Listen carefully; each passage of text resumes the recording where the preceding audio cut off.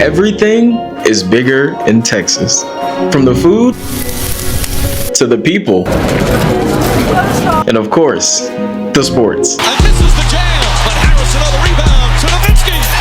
13 blitz coming. Prescott able to get out of the end zone. And now airs it out for Lamb. He's got it. Garcia. There's a drive to right. Off the bat of Evan Turner. And what a postseason. Enrique. Step back for the lead. Got it! I am a fan of every single sports team in Dallas, and we are not okay. I've been a Dallas fan for my entire life, and I love every single team, from the Cowboys to the Rangers to the Dallas Wings. They all hold a special place in my heart, and I absolutely love this city to death. However, I'm not from Dallas.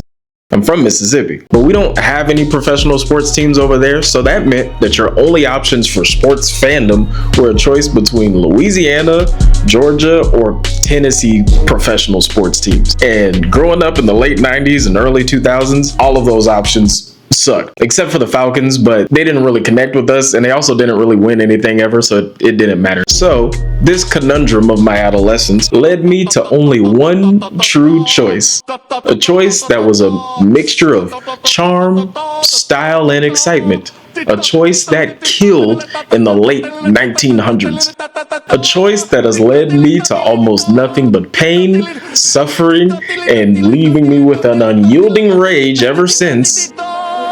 Dallas. Take a look at Dak Prescott. Look at his work. Emmitt Smith swings to the outside. Picks up 3. Plus, I moved there when I was a kid and lived there for a long time, but that doesn't sound nearly as dramatic. When I tell you that the entire DFW Metroplex is cursed, I need you to believe me. Seriously, something is going on with this city, and I need to figure out what it is. What did we do to get to where we are right now?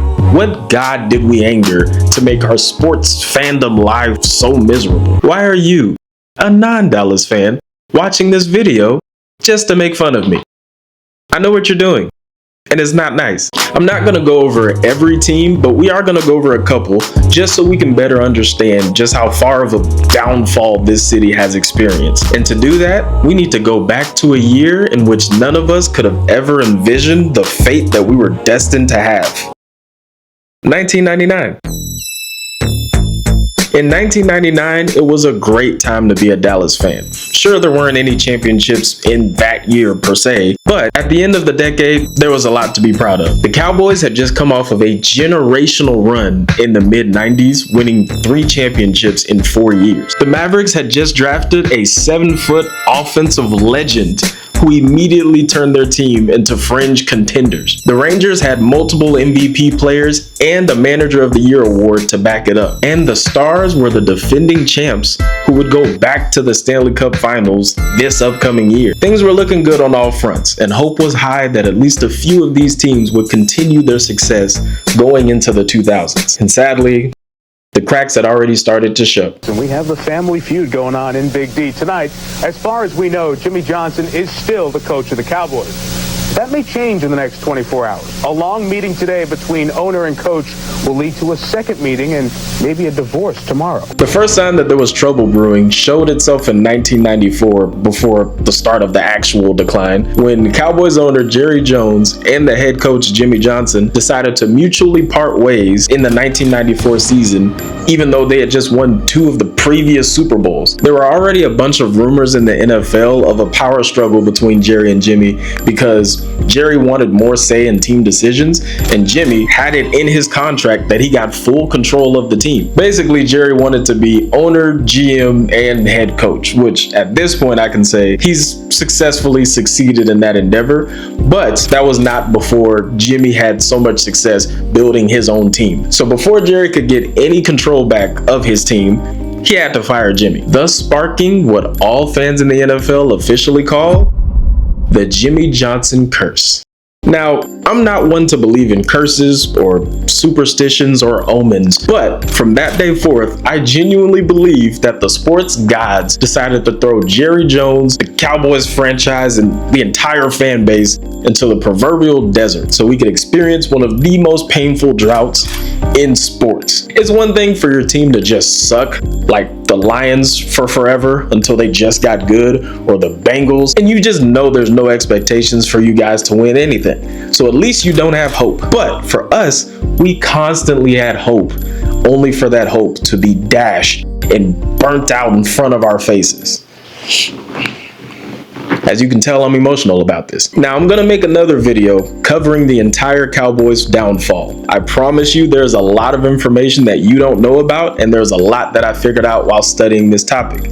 But I just had to show you the first sign of what would be the beginning to a setup to a punchline of what's now a horrible, horrible joke. To emphasize this point, let's take a look at how every other sports team in Dallas has done since the year 2000. In the year 2000 and 2020, the Dallas Stars were in the Stanley Cup Finals. The Rangers were in the finals in 2010, 2011, and finally won the World Series in 2023. The Mavs made 4 total conference finals appearances, 3 finals appearances, and won what most people consider to be the hardest NBA championship ever. Meanwhile, the Cowboys. How about them Cowboys? Have never. Can I God, bro. Seriously. The Cowboys, with some of the most wins in the regular season during this span, have yet to even make it back to a conference championship game in 30 years. By 2024, it seemed like every other team in Dallas has succeeded except for them. This is incredibly frustrating, and they seem like the only stain on such an impactful sports city, with every other team moving in the right direction, and they seemed like the only team that was moving in the wrong direction. And then NBA superstar Luka Doncic is saying goodbye to Dallas and hello to Lakers fans after a weekend trade that is shaking up the league. I don't have a Mavericks jersey, so I just had to stick with the Dallas Wings. On the night of February 1st, 2025, many of us were either going to sleep or were already asleep, when suddenly a notification came across everyone's phone that shocked the sports world. The Mavericks traded away Luka Doncic to the Los Angeles Lakers for Anthony Davis, Max Christie, and a 2029 first-round pick. It's been months and it still doesn't even feel real. I don't care if you're a Dallas fan or if you somehow even hate the Mavericks. This trade made 0 sense. This was one of only 2 times where a generational player was traded away before the age of 26 from the team that drafted them. That's insane. The last time it happened was Babe Ruth in 1912 or something. Let me look it up, hold on. 1919, over 100 years ago. And that one was worse because the owner of the Red Sox just wanted to fund a play. So they were like, oh, let's trade away Babe Ruth for money so that I can do Hamilton. Let me explain to you why this trade was so bad. And before I do, Anthony Davis, Max Christie, if you're watching, this has nothing to do with you. We do not hate you. Welcome to the team. We're glad to have you. We're gonna set you aside. These boos and this pain is not directed towards you. Just know that, okay? For those of you who know and who don't know, many fans view their sports team as an extension of the love and pride they feel in their city. It's another way to show pride in where you come from, and it's a big deal to us. Many of us form genuine emotional bonds to our franchise due to a bunch of memories that are attached to them. I'm pretty sure many of you can think of a time where you're with family, friends, or even strangers where a sports moment happened or something cool you saw where all of you got to bond in that moment. Some of my favorite sports moments are when I'm in a different city and I come across another fan wearing one of my favorite team's jerseys, and we just have so much to talk about right off the bat. Even the negative part is fun. I get to trash talk somebody in a random city because my team prevailed over theirs. I live in Houston. I do this all the time. So oftentimes when a player is drafted to that city, the fans and sometimes the players themselves often view that city as their second hometown. Especially overseas players, they usually never leave the place they get drafted to. This leads to many of us sports fans genuinely caring about that person that we're most likely never going to meet in real life, but they do so much for us in our city that we want to see them do well. We spend money on the jerseys, we go to the games, we talk about it, we argue about it with friends and family. We have actual emotions attached to this team, to this player. We spend money on the jerseys and the games. I know I already said that, but people need to understand. So when that player leaves or gets traded away from that team, it can be difficult for us.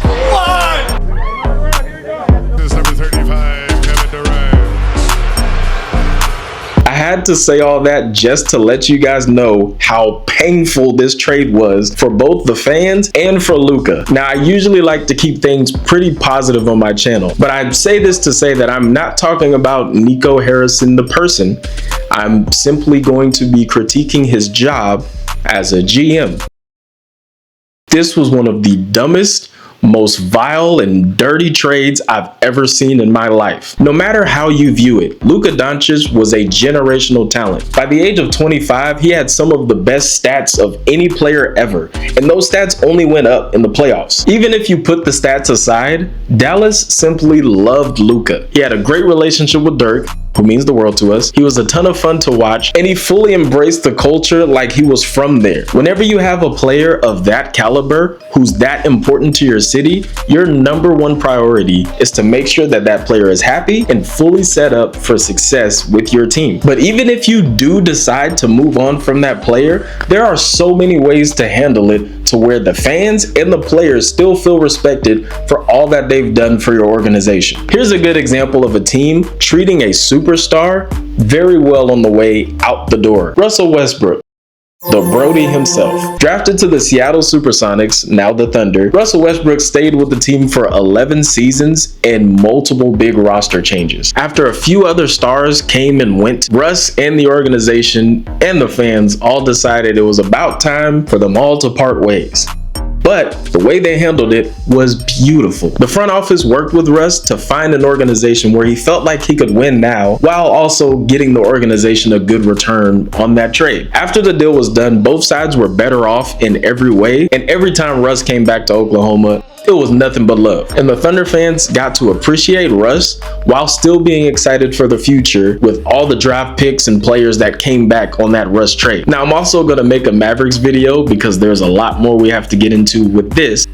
But I had to show you that even though this league is a business, you can still treat your players well. They're still humans with actual lives that are affected by these trades. Like, can you imagine eating dinner and then all of a sudden you check your phone and you see that your job has sent you and your family to Sacramento without warning, and you just gotta up and leave the next day? I don't care how much money you make. That must absolutely suck, especially in Sacramento. So now that we've broken all of that down, let's take a look at how Nico Harrison and the front office handled the Luka trade. Yeah, I think it wasn't really like a point. I think it was like, how do we make our team better? You know, there's some unique things about his contract, whether we want to supermax him or not, or whether he wants to opt out. So I think we had to take all that into consideration and feel like we got out in front of what could have been a tumultuous summer.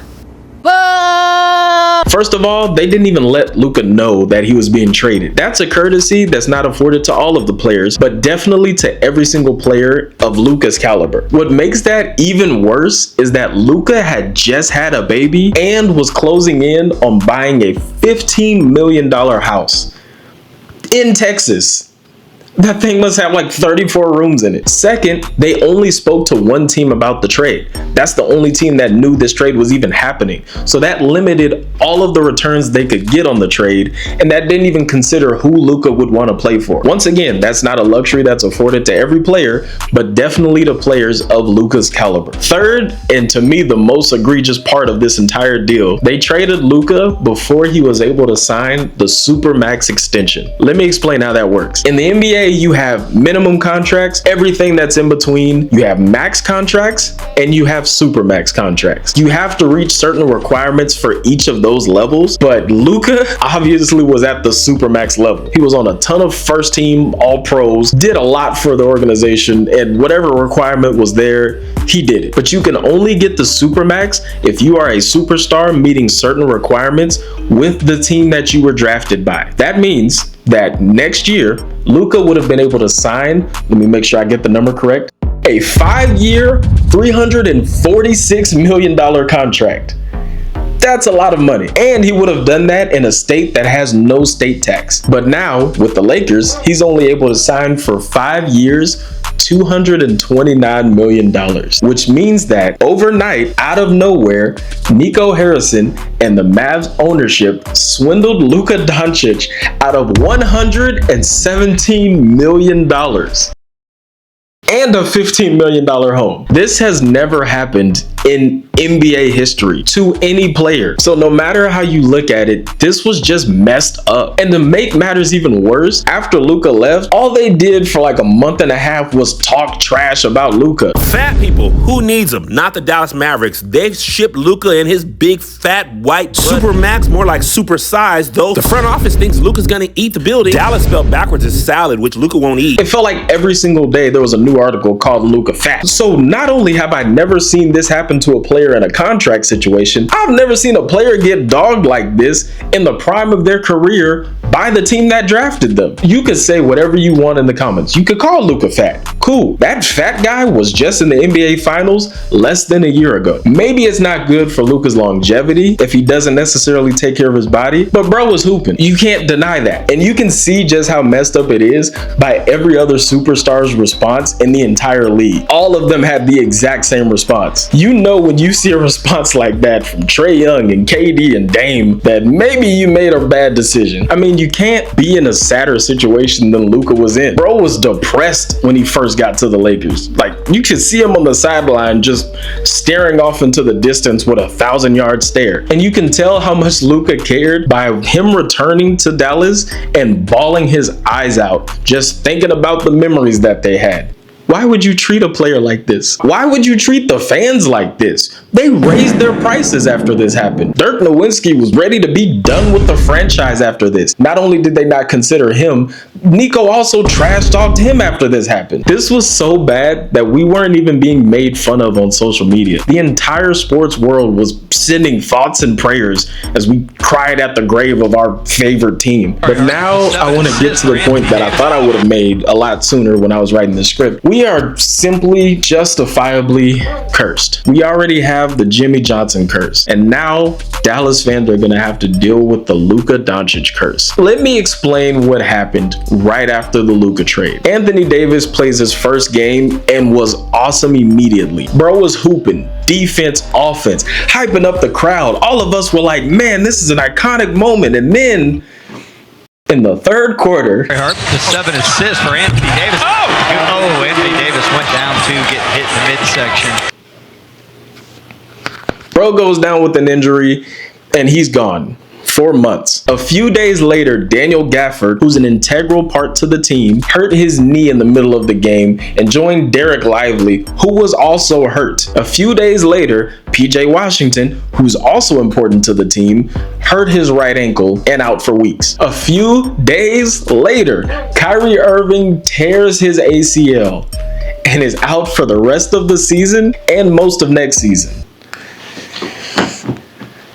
Oh, I'm not done. A few days later, Brandon Williams and Dwight Powell got hurt in the same game against the Phoenix Suns. It got so bad to the point where the Mavericks were sending out 7 people to play an entire game. We had so many injuries that we almost had to forfeit games in a professional league because we just didn't have enough players and there were not enough roster spots to call players up from the G League. If that's not a curse, then I don't know what is. And it's more annoying because not only is Nico and the front office blaming the injuries for our downfall, yes, they happened, but when you trade for Anthony Davis, you're not considering injuries? Sure, those other players were flukes, but you also built around and traded for 2 extremely injury-prone players.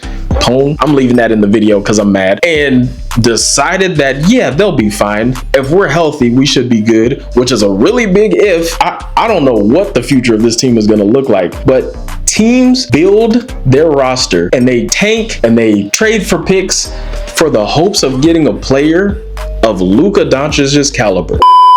Okay, So as I'm editing this video, the Mavericks just got the #1 pick in the draft. Boy, ain't no way, boy. This is so stupid. Yes, I'm incredibly excited to get Cooper Flagg. He's a great player, and I think he's going to be a great player. But bro, this is such a whirlwind of emotions. Not only does the front office, Nico Harrison, and the ownership get bailed out for this horrible thing that they did, but now I have to hear about everybody saying Nico's a genius. If you really take a second to just think about Cooper's actual ceiling, what would you think that it is? If it's anywhere near Luka Doncic's current standing, that's a great career for anybody. And I'm talking about by the end of his career. So it's just tough because you got a player with a ton of great potential. The problem is you already had a player that was realized that potential. So I'm just saying, Cooper, I'm hyped. Welcome to the team. Brother, we got some stuff to do. But I really hope this is not a situation in which they just saved Nico's job. Anyway, back to the video. So to my Dallas fans out there, I just want to let you know, we might be okay. I don't know, but maybe, just maybe, something can happen. Maybe we can find some type of solution that could bring us out of this drought, or just do something that can make all of Dallas feel better as a whole. I don't know what that solution is, but maybe we'd be able to find something. But yeah, that's it. Right now, all I got is Paige Bueckers. This isn't even her jersey. This is an Enrique jersey, who I also love. You see it on the back. So now I just got the Dallas Wings, and hopefully we can do well. That's it. That's the video.